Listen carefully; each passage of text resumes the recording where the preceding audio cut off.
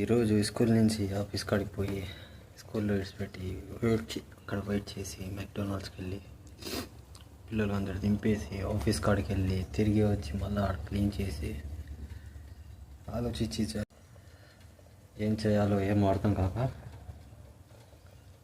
ఏదో వండుకుందామని చూసినా.